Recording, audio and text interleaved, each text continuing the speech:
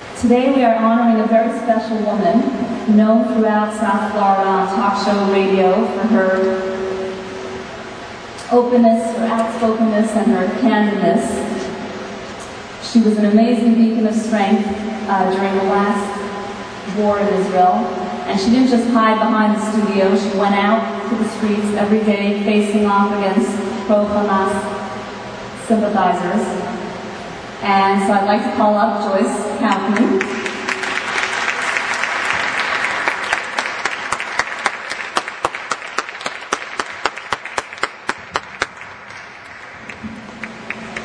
You could think of no better recipient than you. And may you continue to be a pillar of strength and a voice of reason on behalf of Israel and the Jewish people. And I want to thank from Gallery 22 of the Royal Palm Place for this magnificent sculpture, which I'd like to represent. The Defender of Israel Award presented to Joyce Kaufman from Chabad of East Boca, 5769-2009. Do I mind holding a mic? No. Thank you very much. Thank you for this honor. I am truly honored, because the defense of Israel is something that I take very seriously. And I'm blessed because I have a forum that I can use on the radio 5 days a week where I keep bringing the subject up, because in defending Israel, I defend freedom, I defend democracy, so therefore I defend the United States of America, which is the country I live in.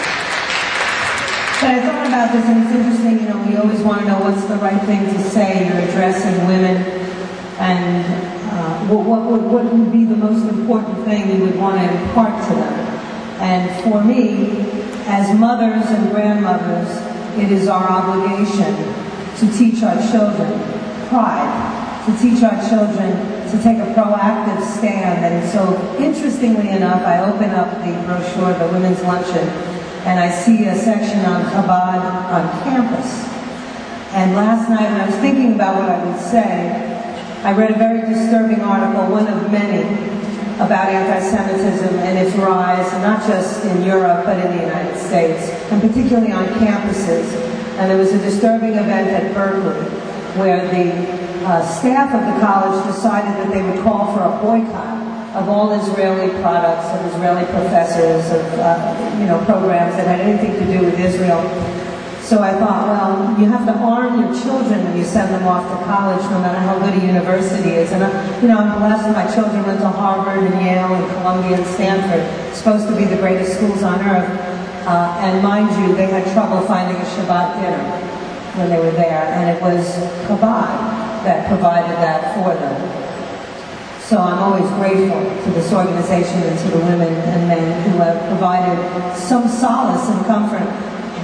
When my son was at school, there were it was right after 9/11, there were literally bomb threats at the Jewish student centers.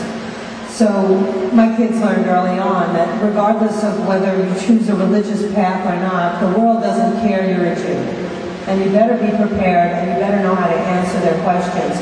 So I thought for all of the kids and young people who are going off to college, you may want to arm them with some facts, so that when they get to a campus and they're told that they should be part of a pro-Palestinian boycott of Israel, you can let them know that if you were to successfully boycott Israel, you'd have to stop taking every medication you probably have in your medicine chest, from antibiotics like penicillin or even non-penicillin that were invented by Jews.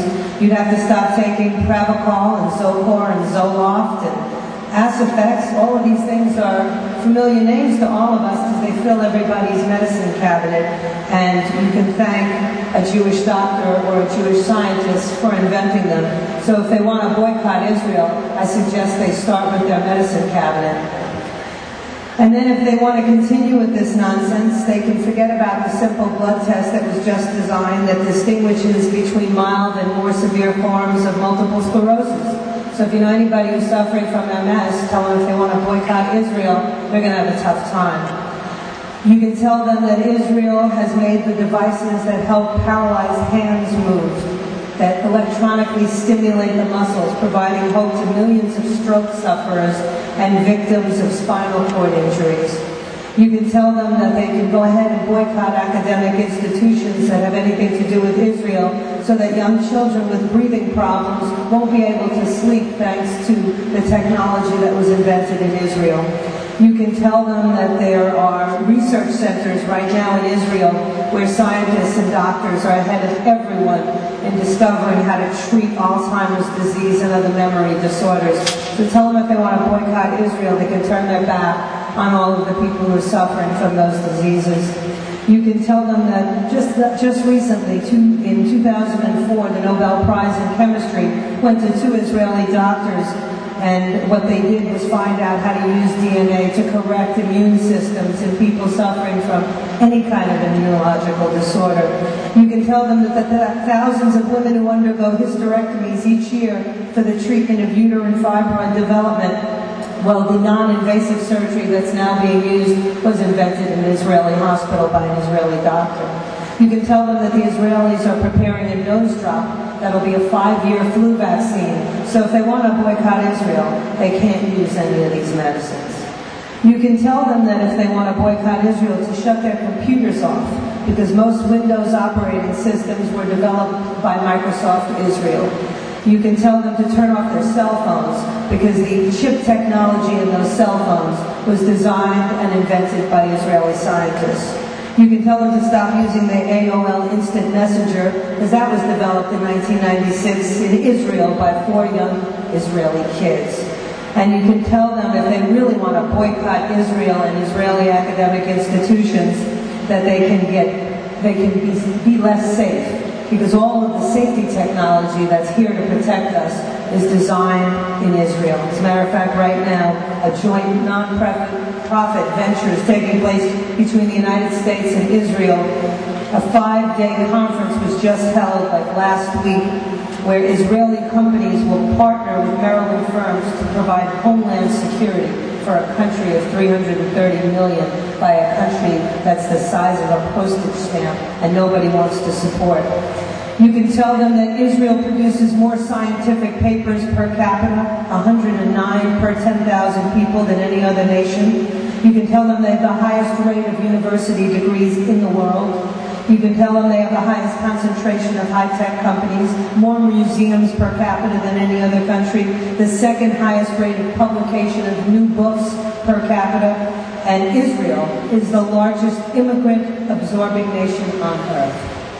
You can tell them that those immigrants go to Israel in search of freedom, in search of democracy, religious freedom and expression, economic opportunity, and equality of life.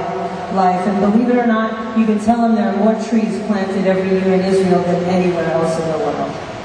So if they want to, oh, by the way, Warren Buffett just invested in about 17 Israeli companies yesterday. So I guess the leader of Berkshire Hathaway believes in Israel. So if you want to vilify, if you tell your kids if someone tries to vilify or demonize the state of Israel and Israeli academic institutions, that they should go ahead and encourage them to boycott all of these things, or to stop for a moment and think of the massive contributions that Israel is giving to the world, including giving to the Palestinians, treating them medically, providing them with just about anything that they have today. So Israel has always made and continues to make a greater contribution to this world than any other nation on earth.